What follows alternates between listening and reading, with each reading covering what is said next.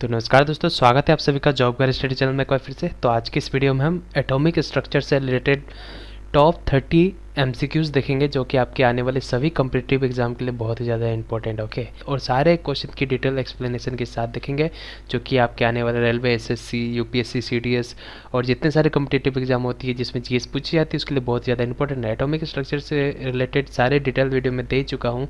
मैं डिस्क्रिप्शन में लिंक दे देता हूँ प्लेलिस्ट की, उससे रिलेटेड मैंने बहुत सारी चीज़ सिखाया है, जैसे कि किस तरह से वैलेंसी निकाला जाए, इलेक्ट्रॉनिक कन्फिग्रेशन निकाला जाए, ये सारी चीज़ मैंने बता रखा है। तो वो वीडियो भी आप चेक कर लीजिएगा, लिंक डिस्क्रिप्शन में दी गई है।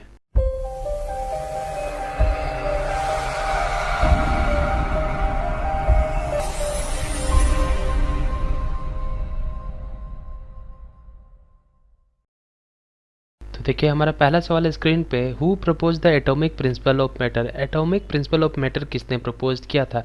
तो देखिए एटॉमिक प्रिंसिपल जो होती है इसको हम एटॉमिक थ्योरी भी कहते हैं, जिसको हम डल्टन एटॉमिक थ्योरी कहते हैं। तो डल्टन ने एटॉमिक थ्योरी दिया था। इन्होंने इसमें बताया था कि जितने सारे मैटर होते हैं वो सारे बहुत ही छोटे इंडिविजुअल पार्टिकल से बने होते हैं, जिसको हम एटम कहते हैं ओके। तो डल्टन ने ये एटॉमिक थ्योरी ऑफ मैटर को प्रपोज किया था। देखिए अगला सवाल यहाँ पे बहुत ही इंपॉर्टेंट सवाल आपको पूछा गया है, which two basic forces are able to provide on attraction between two neutrons. दो न्यूट्रॉन्स के बीच में कौन सी फोर्स हमें देखने को मिल जाती है? तो देखिए सबसे पहली बात आती है न्यूट्रॉन्स की, जिसके ऊपर कोई भी चार्ज नहीं होता, इसकी चार्ज जीरो होती है। तो सिंपल सी बात है, इसमें हमें इलेक्ट्रोस्टैटिक फोर्स देखने को नहीं मिलेगी, ठीक है। इलेक्ट्रोस्टैटिक हमें इसमें नहीं देखने को मिलेगी, तो इसको हम सीधा कट कर सकते हैं। तो यानी कि ये तो ऑप्शन हमारी गलती होगी। अब देखिए आगे बात आती है कि हमारे पास ग्रेविटेशनल फोर्स होगी और न्यूक्लियर फोर्स होगी, यानी कि दो फोर्स यहाँ पे काम करती है। एक है ग्रेविटेशनल और न्यूक्लियर, ये दोनों मिलेंगे, ठीक है। न्यूक्लियर फोर्स हमें देखने को मिल जाती है। अब ऐसा क्यों? क्योंकि ग्रेविटेशनल फोर्स जो होती है वो मास के ऊपर डिपेंड होती है। न्यूट्रॉन्स के पास क्या होती है? न्यूट्रॉन्स के पास मास होते हैं कि नहीं? तो न्यूट्रॉन के पास तो मास होते हैं, आपको पता है, चार्ज नहीं होती बट मास तो होती है। तो इसी आधार पर इसके ऊपर ग्रेविटेशनल फोर्स और न्यूक्लियर फोर्स भी लग जाएगी, ठीक है। अब देखिए यहाँ पे एक और बात हम यहाँ पे ये जान लेते हैं, न्यूक्लियर फोर्स जो होती है, ठीक है, हम न्यूक्लियर फोर्स की बात कर रहे हैं। तो जो ये न्यूक्लियर फोर्स जो होती है ना, ये लगभग सारे पार्टिकल के ऊपर काम करती है ओके। तो न्यूक्लियर फोर्स हमारे सबके ऊपर काम करती है, जैसे कि ये आपकी दो न्यूट्रॉन के बीच में, ठीक है, दो न्यूट्रॉन यानी कि न्यूट्रॉन के बीच में हमें ये फोर्स देखने को मिल जाएगी। साथ ही साथ ये हमें देखने को मिल जाएगी दो प्रोटॉन के बीच में, ठीक है, प्रोटॉन के बीच में भी हमें न्यूक्लियर फोर्स देखने को मिल जाएगी। साथ ही साथ हम बात करें तो हमें ये न्यूट्रॉन और प्रोटॉन के बीच में भी हमें ये फोर्स देखने को मिल जाएगी। न्यूक्लियर फोर्स की हम बात कर रहे हैं। अब देखिए यही हम बात करते हैं इलेक्ट्रोस्टैटिक फोर्स की, यानी कि इलेक्ट्रिकल फोर्स जिसे हम कहते हैं। ये बस हमारे किस पे काम करेगी? इलेक्ट्रिक फोर्स जो है, ठीक है, इलेक्ट्रिक फोर्स, इलेक्ट्रोस्टैटिक फोर्स सारे एक ही हैं, ठीक है। तो ये जो इलेक्ट्रिक फोर्स है ये हमारे किस पे काम करेगी? ये हमारे प्रोटॉन पे काम करेगी ओके। तो ये प्रोटॉन के ऊपर इलेक्ट्रोस्टैटिक काम करेगी और ये जो फोर्स बनेगा ना, ये फोर्स रिपल्सिव टाइप का बनेगा, ठीक है। तो ये रिपल्सिव फोर्स की तरह काम करेगा। तो इस चीज़ को आप अच्छे से याद रखिएगा, सारी चीज़ को नोट डाउन कर लीजिए। चलिए बढ़ते हैं नेक्स्ट सवाल की तरफ। अब देखिए यहाँ पे एक सवाल आपको पूछा गया है, ये सवाल हम पहले भी कर चुके हैं। When a bond is form between two atom, दो एटम के बीच में जब भी बॉन्ड बनती है तो एनर्जी जो होती है उस सिस्टम की वो क्या होगी? इंक्रीज होगी, डिक्रीज होगी, क्या होगी, ये पूछा जाएगा। तो देखिए मैंने आपको पहले बता रखा था कि ये जो बॉन्ड फॉर्मेशन होती है इसको हम एक्सोथर्मिक प्रोसेस बोलते हैं, ठीक है, एक्सोथर्मिक प्रोसेस कहते हैं। तो एक्सोथर्मिक प्रोसेस तो हम कहते हैं। अब देखिए यहाँ पे एक और बात आती है कि जो बॉन्ड जो हमारी बनती है, बॉन्ड क्यों बनती है? आखिर बॉन्ड बना करके क्या फ़ायदा होगा? तो बॉन्ड बनाने का हमें फ़ायदा ये होता है कि टू गेट स्टेबिलिटी, स्टेबल होने के लिए एक बॉन्ड बनाया जाता है, ठीक है। तो स्टेबिलिटी जो होती है ये डायरेक्टली डिपेंड करती है, ठीक है, ये डायरेक्टली डिपेंड करती है किसके ऊपर? ये पोटेंशियल एनर्जी के ऊपर डिपेंड करती है। यानी कि अगर जो स्टेबिलिटी मैक्सिमम होगी तो पोटेंशियल एनर्जी क्या होगी? पोटेंशियल एनर्जी जो होगी वो हमारी वो मिनिमम होगी, ठीक है, लो होगी। तो लो पोटेंशियल एनर्जी में हमें स्टेबिलिटी मैक्सिमम देखने को मिलेगा, ठीक है। स्टेबिलिटी क्या देखने को मिलेगा? मैक्सिमम देखने को मिलेगा। तो यहाँ पे एनर्जी की बात हो रही है, पोटेंशियल एनर्जी की बात हो रही है, ठीक है। यानी कि जब भी बॉन्ड फॉर्मेशन होती है तो एटम अपनी पोटेंशियल एनर्जी खो देता है। जब बॉन्ड बनता है तो एटम अपना पोटेंशियल एनर्जी क्या कर देता है? लूजेस, यानी कि लॉस कर देता है। क्लियर है? तो इससे क्या हो जाती है, जब पोटेंशियल एनर्जी लॉस कर देगा तो वो स्टेबलाइज हो जाएगी। ठीक है, जब स्टेबलाइज हो जाएगी तो यहाँ से हीट निकलती है। जैसे कि मैंने आपको पहले बता रखा है कि ये एक्सोथर्मिक प्रोसेस है। एक्सोथर्मिक प्रोसेस में क्या होती है, हीट इवॉल्व होती है। ठीक है, हीट क्या होती है, इवॉल्व। ओके, यानी कि हीट रिलीज होगी। क्लियर है, एक्सोथर्मिक प्रोसेस। तो इस केस में हम जो आंसर बनाएंगे वो हम ये बनाएंगे कि एनर्जी उस सिस्टम की क्या हो जाएगी, एनर्जी उस सिस्टम की डिक्रीज हो जाएगी। इस बात को आप अच्छे से याद रखिएगा। तो देखिए स्टूडेंट, यहाँ पे हमारी नेक्स्ट सवाल यहाँ पे पूछा गया आपको, एलिमेंट हैविंग एटॉमिक नंबर 29, इसको 9 करिएगा। ठीक है, element having atomic number 29 is related to, atomic number 29 हमारे कौन सी एलिमेंट की होगी और ये कौन सी ब्लॉक पे होगी, ये आपको इस सवाल में पूछा गया। तो देखिए मैंने टॉप 30 फर्स्ट 30 एलिमेंट की, ठीक है, फर्स्ट 30 एलिमेंट की, सारे एलिमेंट को याद करने की शॉर्ट ट्रिक मैंने ऑलरेडी बता रखा है। और जो 20 से लेकर के 30 तक है ना, 21 से लेकर 30 तक, इसकी तो ऐसी ट्रिक बताई है मैंने कि आपको एक, यानी कि क्या बताऊँ, 20 सेकंड में याद हो जाएगा। और 1 से लेकर के 20 को आपको रटना पड़ेगा। क्लियर है, तो लिंक मैं डिस्क्रिप्शन में दे दिया हूँ, पहले लिंक पे जाइएगा, वहाँ से देखिएगा, आपको फर्स्ट 30 एलिमेंट को याद करने की ट्रिक बताई जाएगी। और साथ ही साथ मैंने इलेक्ट्रॉनिक कन्फिग्रेशन निकालने की भी ट्रिक बता रखी है, तो उसे ज़रूर देखिएगा। अफबाउ प्रिंसिपल से मैंने बता रखा कि किस प्रकार से हम इलेक्ट्रॉनिक कन्फिग्रेशन निकालेंगे। तो देखिए हमें 29 नंबर की निकालनी है, तो अफबाउ प्रिंसिपल के थ्रू हम जब जाते हैं, तो मैं चलिए थोड़ा सा आपको रिव्यू यहाँ पे दे देता हूँ। First S, 2S, 3S, 4S हम मान लेते हैं, फिर से 2 पे हमारी P भी आ जाती है, 3 पे हमारी 3P तो होती है, साथ में साथ 3 में D भी आ जाती है, 4 में हमारी 4P होती है। ठीक है, 4D भी होती है, और 4 में हमारे F भी हो जाती है। तो ये जो होती है, ये कुछ इस प्रकार से हम इसे ब्लॉक बनाते हैं। ठीक है, और इसको हम इस प्रकार से कट करते हैं। तो देखिए ये जो हम आएंगे ना, कुछ इस प्रकार से हम आएंगे, ऊपर से नीचे की तरफ हम भरेंगे। ये देख रहे हैं ना, ये रो देख रहे हैं ना, इस प्रकार से हम भरेंगे। इलेक्ट्रॉनिक कॉन्फ़िगरेशन जब भी लिखेंगे हम इस प्रकार से भरेंगे। क्लियर है, तो देखिए इस प्रकार से भरने का मतलब क्या है, यानी कि इस प्रकार से भरेंगे तो सबसे पहले हमारे पास क्या आ रहा है, फर्स्ट S आ रहा है, फिर उसके बाद क्या आ रहा है, इस रो पे तो कुछ नहीं, तो 2S आएगी, तो हम यहाँ पे लिख लेते हैं 2S। फिर देखिए यहाँ पे 2P 3S, तो हम यहाँ पे लिखते हैं 2P 3S। ठीक है, अब देखिए यहाँ पे क्या आ रहा है, 3P 4S आ रहा है ना, तो हम यहाँ पे लिख लेते हैं 3P 4S।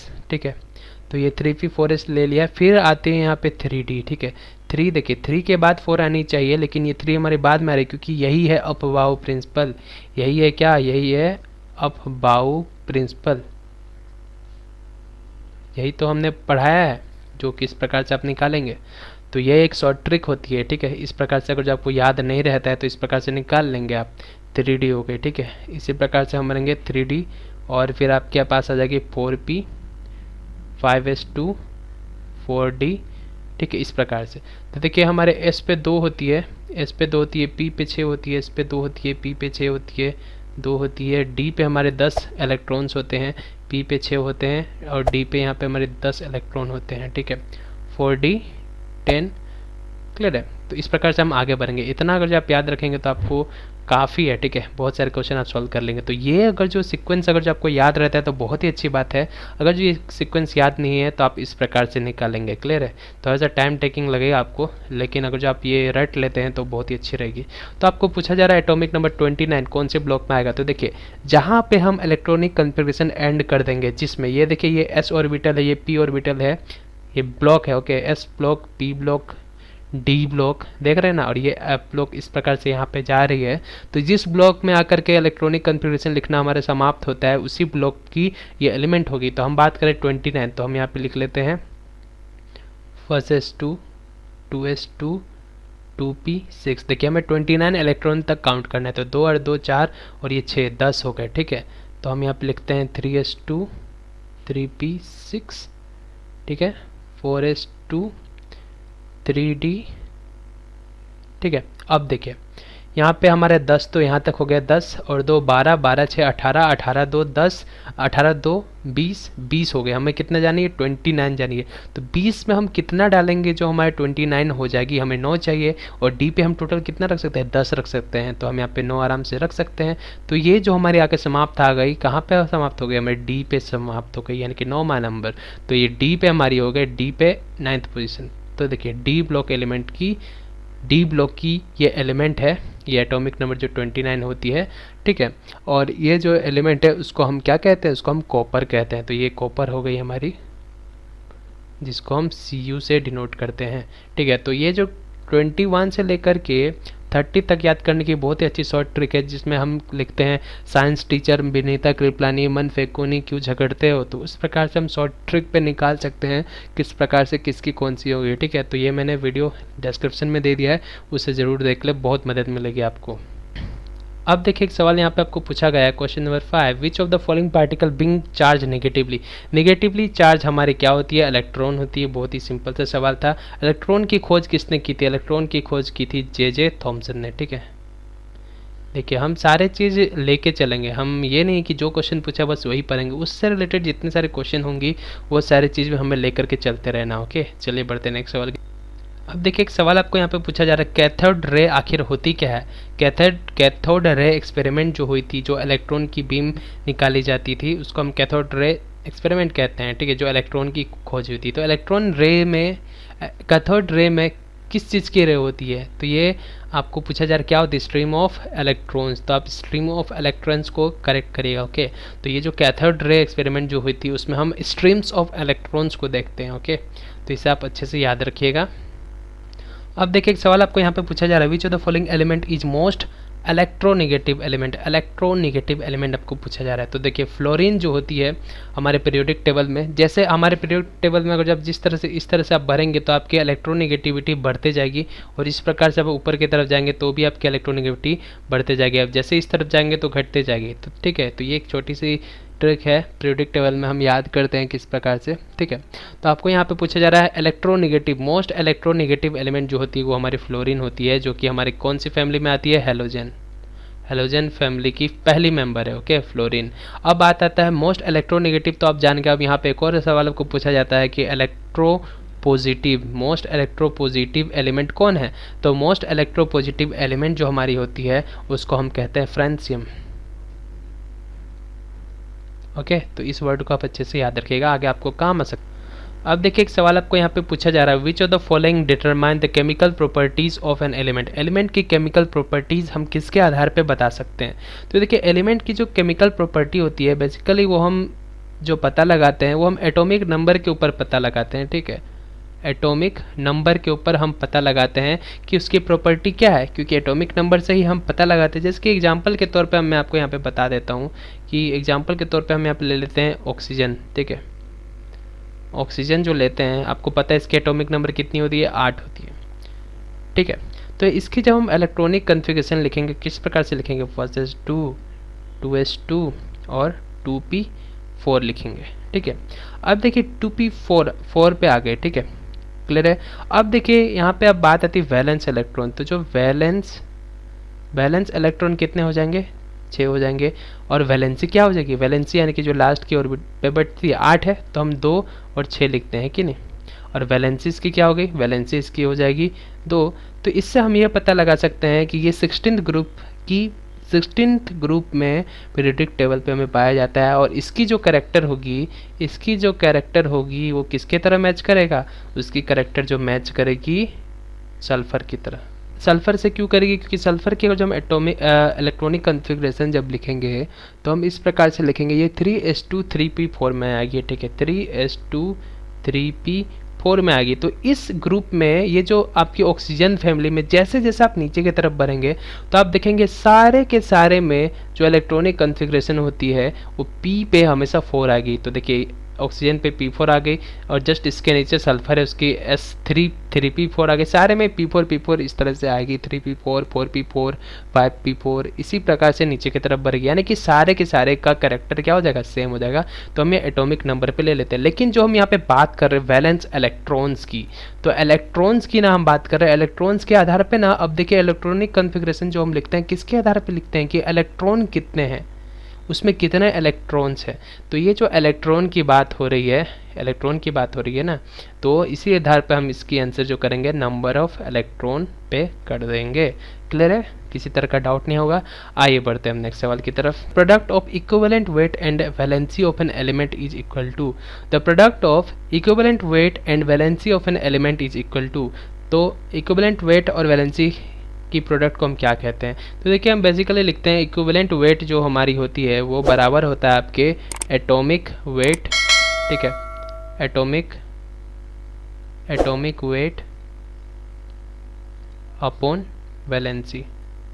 ठीक है, तो इस प्रकार से आप क्या निकाल लेंगे, आपको पूछा जा रहा है product of equivalent weight and valency. Equivalent weight और वैलेंसी मल्टीप्लाई हो जाएगी तो हमें क्या मिलेगा, एटॉमिक वेट। तो हम एटॉमिक वेट को करेक्ट करेंगे।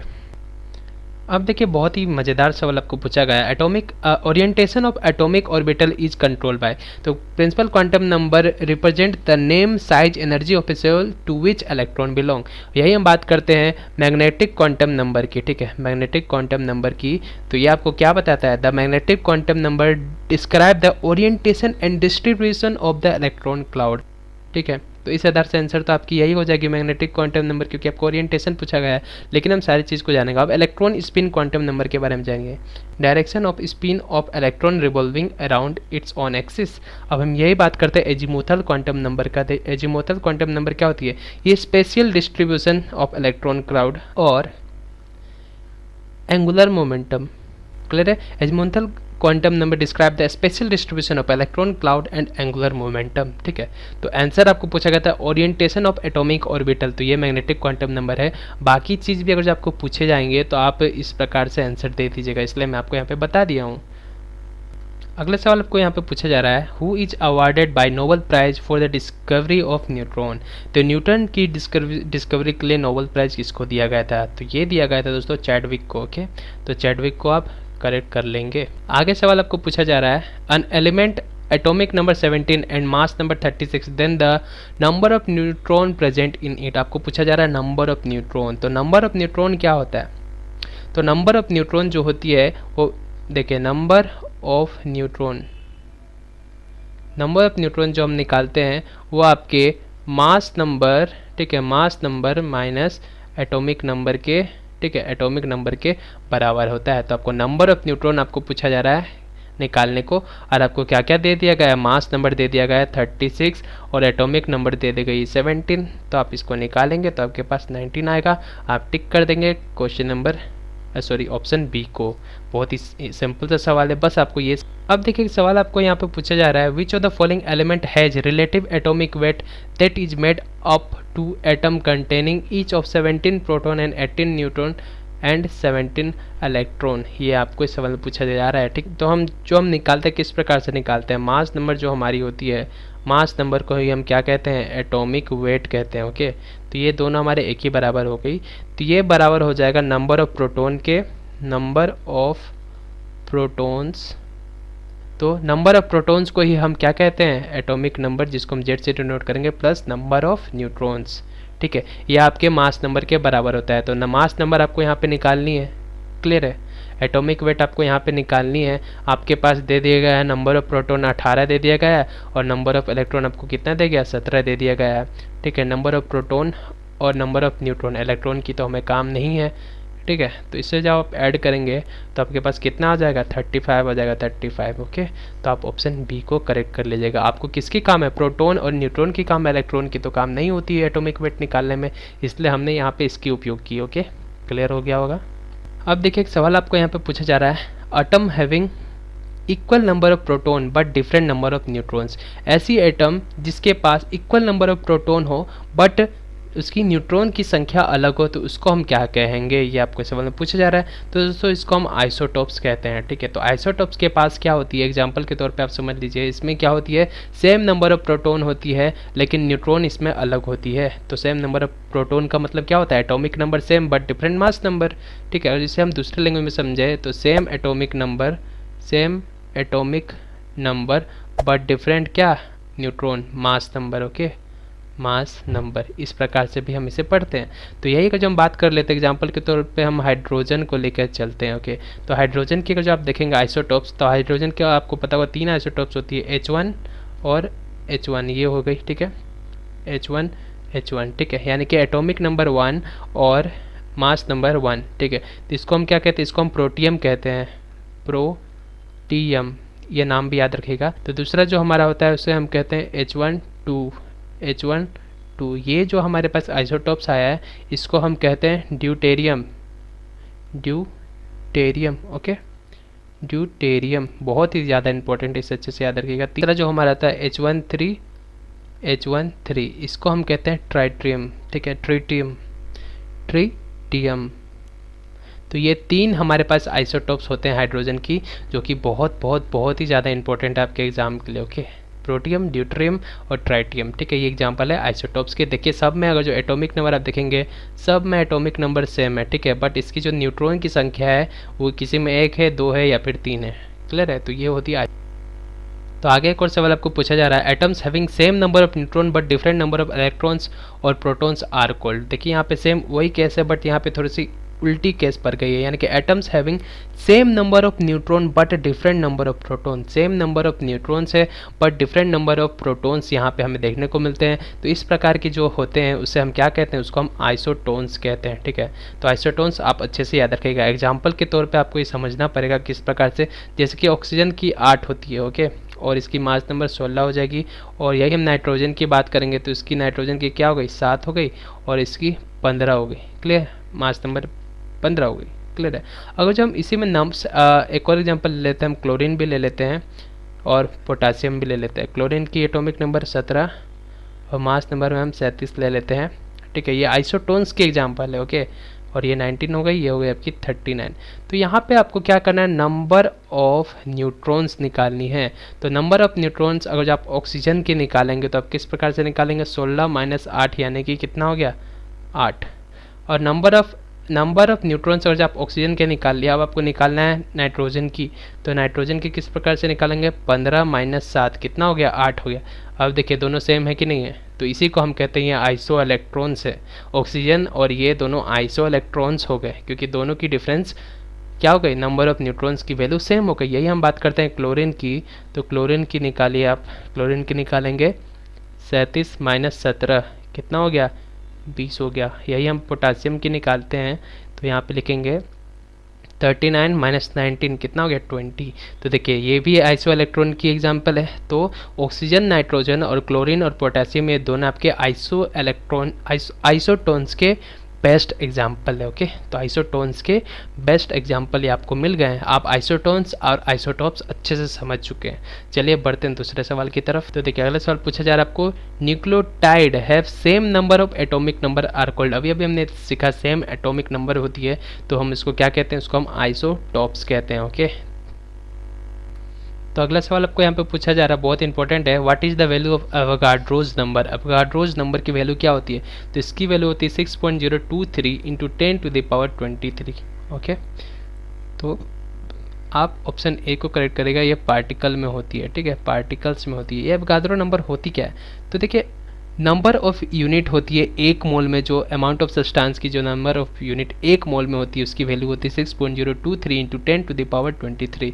देखिए यहाँ पे 10⁻23 दे गई है, लेकिन 10⁻23 इस प्रकार से होगी। ठीक है, वो टाइपिंग करने में नहीं बन रहा था, इसलिए हमने इस प्रकार से किया है।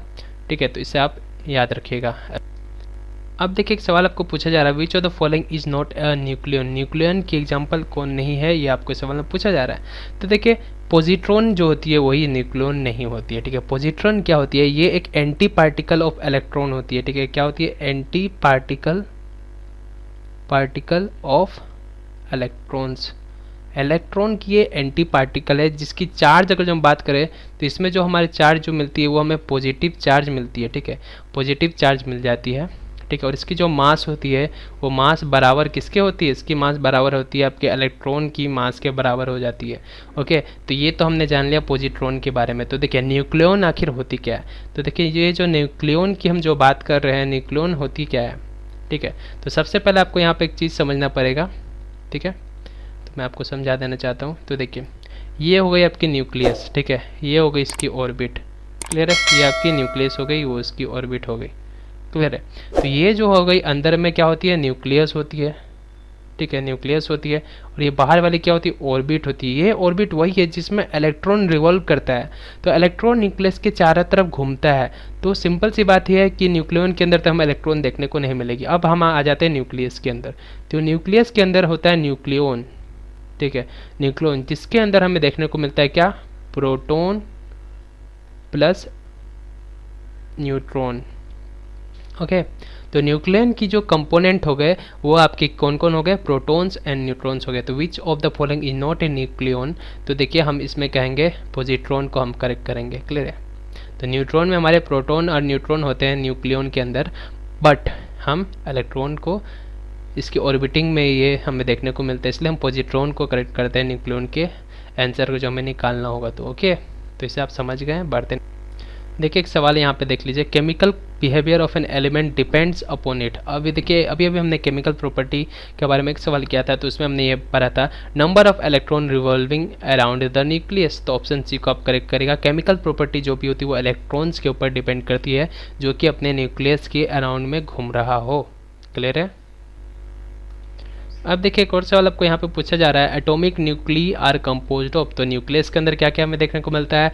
प्रोटॉन और न्यूट्रॉन। ठीक है, तो आप ऑप्शन डी को करेक्ट कर लीजिएगा। एक और सवाल यहाँ पे देख लीजिए, the fundamental particle that are composed on an atom.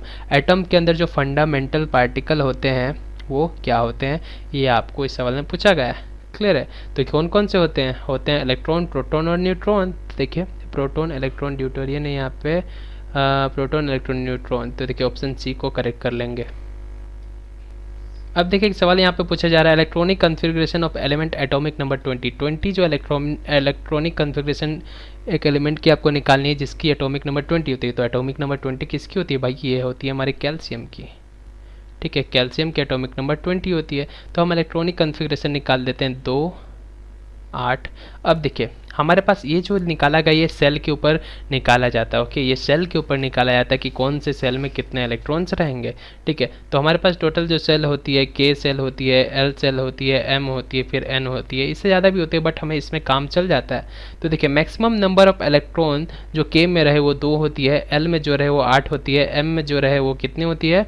18 होती है, और एन में जो रहे वो कितना होती है? 32 होती है। तो ये सारे में हमें इतना मैक्सिमम इलेक्ट्रॉन देखने को मिल जाएगा। ठीक है, तो हमें यहाँ पे इसी आधार पे निकाला जाता है। तो हमारे पास 20 है, तो हम किस प्रकार से निकालेंगे? 2, 8, 10 हो गया। अब हमें कितना चाहिए? फिर हम 8 ही लेंगे। ठीक है, हम 8, 8 के पेयर में चलते हैं। ठीक है, 2, 8, 18 हो गया, और लास्ट में क्या बच रहा है? 2 बच रहा है। ठीक है, तो ये हो जाएगी इस प्रकार से। ऐसा इसलिए होता है क्योंकि हम किसी भी ऑर्बिट में, ठीक है, किसी भी ऑर्बिट में अगर जो हम इलेक्ट्रॉन डालते हैं तो मैक्सिमम नंबर ऑफ इलेक्ट्रॉन जो होती है वो 8 हम डाल सकते हैं, जिसको हम क्या कहते हैं? ऑक्टेट कहते हैं। क्योंकि ऑक्टेट कंप्लीट होता है तो वो स्ट्रॉन्ग हो जाती है। क्लियर है? तो स्ट्रॉन्ग करने के लिए मैक्सिमम नंबर ऑफ इलेक्ट्रॉन जो डाल सकते हैं वो 8 डाल सकते हैं। ठीक है, क्लियर है? तो इसी प्रकार से हम यहाँ पे 2 डालते हैं, फिर 8 डालते हैं, फिर हम 8 डालते हैं, तो यहाँ पे हमारा 18 हो जाता है। अब बचा कितना? 2, तो हम 2 जस्ट यहाँ पे डाल देते हैं। तो इलेक्ट्रॉनिक कन्फिग्रेशन जो हमारी हुई वो ऑप्शन सी हो गई। क्लियर है? किसी तरह का डाउट नहीं होगा आपको। चलिए बढ़ते हैं नेक्स्ट सवाल के।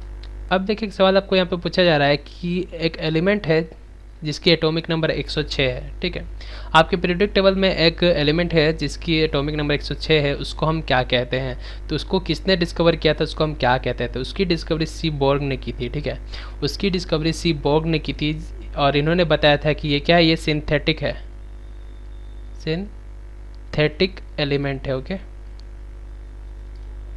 जिसकी खोज सीबोर्ग ने किया था, और इसकी जो मास नंबर होती है, एटॉमिक नंबर 106 होती है, और मास नंबर होता है 269, और ये जो आती है ये डी ब्लॉक के अंदर, ठीक है, डी ब्लॉक एलिमेंट्स के अंदर आता है। क्लियर है? तो इस एलिमेंट का जो नाम होता है इसको हम कहते हैं सी बोर्गियम। ठीक है, सी बोर्गियम कहते हैं। क्लियर है? और सिंबल इसकी SG होती है। ओके, तो अच्छे से याद रखेगा ये सवाल को। क्लियर है? तो देखिए, आपको यहाँ पे पूछा जा रहा है, mark the compound which possesses ionic, covalent and coordinate bond. ये तीनों बॉन्ड आपको कौन से दिए गए कंपाउंड में मिल रहा है, ये आपको इस सवाल में पूछा गया है। तो देखिए, ये मिलता है आपको NH4Cl, ठीक है, यानी कि अमोनियम क्लोराइड में ही आपको देखने को मिलता है। तो यहाँ पे ये जो आपकी हाइड्रोजन है, ठीक है, यहाँ पे जो ये बन रही है इसको हम कोवलेंट बॉन्ड कहते हैं। ठीक है, और ये जो यहाँ पे बच रही है, ये 2 जो बच रही है, ठीक है, इसको हम लोन पेयर कहते हैं, लोन पेयर। ओके, क्लियर है? अब देखिए, ये यहाँ पे प्लस है। ओके, अब ये जो हमें क्या देगी, यह NH4 प्लस बन रही है कि नहीं? NH4 प्लस बन रही है, और ये क्लोरीन है, इसके ऊपर तो माइनस चार्ज रहती है। तो ये 2 कंपाउंड यहाँ पे आपको बनते हुए दिखाई दे रहा है। ओके, तो यहाँ पे जो NH4 प्लस और Cl माइनस ये जो यहाँ पे जुड़ रहा है, ठीक है, इसी को हम आयोनिक बॉन्ड बोलते हैं। तो ये प्लस और ये माइनस, ये आपको क्या बना रहा है? Ionic bond. क्लियर है? ये जो यहाँ पे बन रहा है, ठीक है, ये जो यहाँ पे बॉन्ड बन रहा है हाइड्रोजन के नाइट्रोजन से, इसको हम कहेंगे कोऑर्डिनेट बॉन्ड।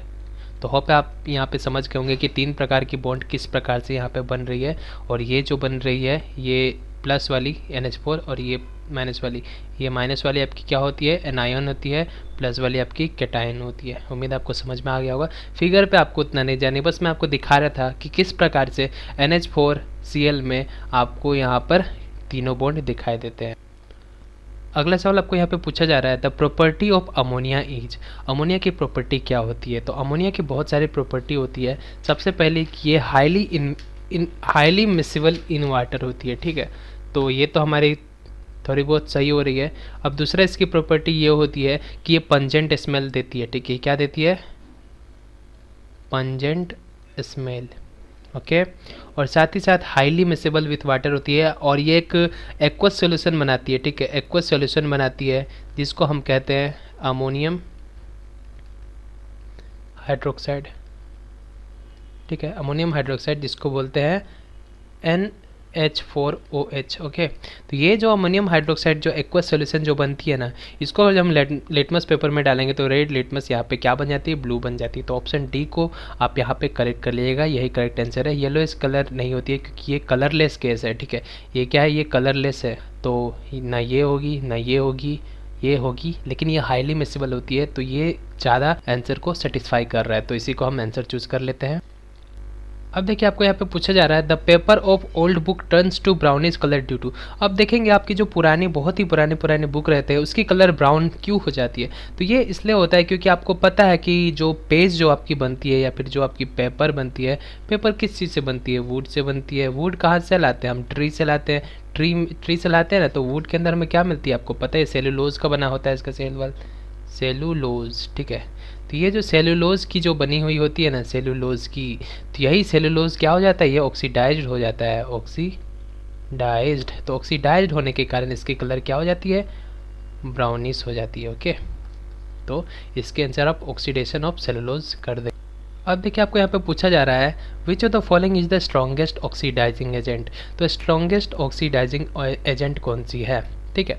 तो फ्लोरीन जो होती है यही आपकी स्ट्रॉन्गेस्ट ऑक्सीडाइजिंग एजेंट होगी। क्यों, क्योंकि ये क्या है, इलेक्ट्रोनेगेटिव है, ठीक है। ये क्या है, हाईएस्ट इलेक्ट्रोनेगेटिव एलिमेंट है, इसलिए ये ऑक्सीडाइजिंग एजेंट की तरह काम करता है। तो फ्लोरीन को आप यहाँ पे करेक्ट करके चलेंगे। इसकी ऑक्सीडेशन नंबर क्या होती है, 1 होती है, ओके। तो ये सारी चीज़ को आपको याद करके चलना है। अब देखिए यहाँ पे एक सवाल पूछा जा रहा है आपको, positive oxidation state of oxygen is possible only in.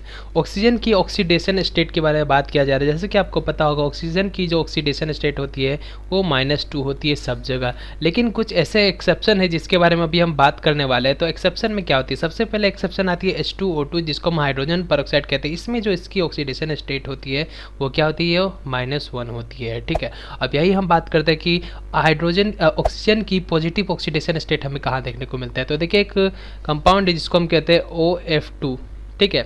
इसमें इसकी ऑक्सीडेशन स्टेट अब हम निकालने वाले हैं। तो जैसे कि आप सबको पता होगा ऑक्सीजन और फ्लोरीन में सबसे ज़्यादा इलेक्ट्रोनेगेटिव एलिमेंट कौन है, तो हम जानते हैं फ्लोरीन सबसे ज़्यादा इलेक्ट्रोनेगेटिव होता है किससे, ऑक्सीजन के मायने पे। तो इसीलिए हम जानते हैं हेलोजन फैमिली की जो ऑक्सीडेशन होती है वो -1 होती है, ठीक है। तो ये एक फ्लोरीन के लिए -1, तो 2 फ्लोरीन के लिए कितनी हो जाएगी, तो यहाँ पे हम फिर से लिख लेते हैं OF2, तो 2 फ्लोरीन के लिए -2 और यहाँ पे ऑक्सीजन का कितना जगह प्लस होगा। क्योंकि आप सभी को पता है कि हम कंपाउंड को न्यूट्रल करने के लिए जो ऑक्सीडेशन स्टेट निकालते हैं वो x + y = 0, यानी कि दोनों कंपाउंड की जो चार्ज होती है सम ऑफ ऑल चार्ज = 0 होनी चाहिए। तो यहाँ पे दोनों को जब हम ऐड करते हैं तो हमारी 0 हो जाती है। तो ये +2 है, ये -2 है, ओके। तो ऑक्सीजन की हमें यहाँ पे ऑक्सीडेशन स्टेट कितने देखने को मिल रही है, +2 देखने को मिलती है। तो ये एक ऐसा एक्सेप्शन है जो केमिस्ट्री में आपको लेकर के चलना है, बहुत ज़्यादा इंपॉर्टेंट है, ठीक है। तो ऑप्शन ए को आप करेक्ट करेगा। इसमें हमें कितना देखने को मिलता है, +2 ऑक्सीडेशन स्टेट देखने को मिलती है इस केस में।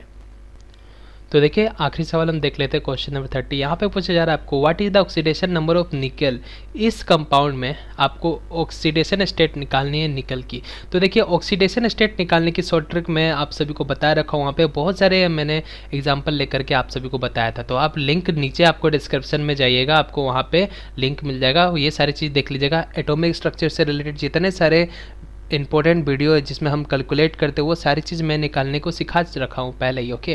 तो इससे ज़रूर देख लीजिएगा। तो देखिए यहाँ पे पूछा जा रहा है आपको ऑक्सीडेशन नंबर निकालनी है आपको निकल की इस कंपाउंड में, ठीक है। तो हम यहाँ पे लिख लेते हैं इस कंपाउंड को थोड़े बड़े अक्षर में, K4 Ni ये निकल है और ये Cn है, इसका होल 4 है, यही ना, यही पूछा जा रहा है ना आपको।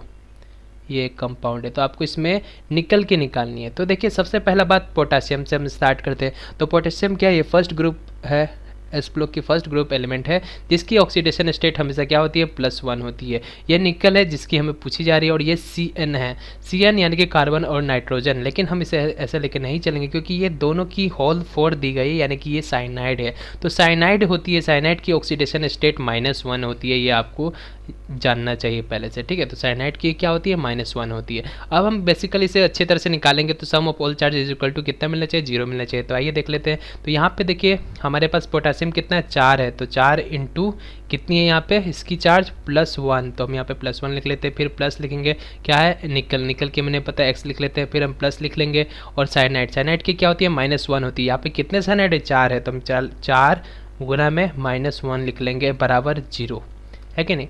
तो ये कितना हो जाएगा, 4 इंटू 1 4 प्लस x -4, है कि नहीं, बराबर 0। तो ये देखिए +4 -4 कट जाएगी और x बराबर कितना हो जाएगा, 0। तो ऑक्सीडेशन स्टेट हमारे यहाँ पे जो निकल के निकल रही है वो कितनी होगी, वो 0 होगी। तो ऑप्शन ए को आप चूज़ कर लीजिएगा। तो दोस्तों बस ये था आज के हमारे वीडियो में। वीडियो पसंद आया तो वीडियो को लाइक करिएगा, चैनल को सब्सक्राइब कर लीजिएगा ताकि इसी तरह की इंपॉर्टेंट वीडियो आपको देखने को मिले और आप एग्जाम में इस तरह के क्वेश्चन को बहुत ही आसानी से कर पाए। तो जॉब स्ट्रीट चैनल को जैसे भी आप सब्सक्राइब कर लीजिए और अपने इसे दोस्तों में भी शेयर कर दीजिए। ओके, तो चलिए मिलता है अगले वीडियो में, तब तक के लिए हमारे साथ बताने के लिए बहुत बहुत धन्यवाद। Bye bye.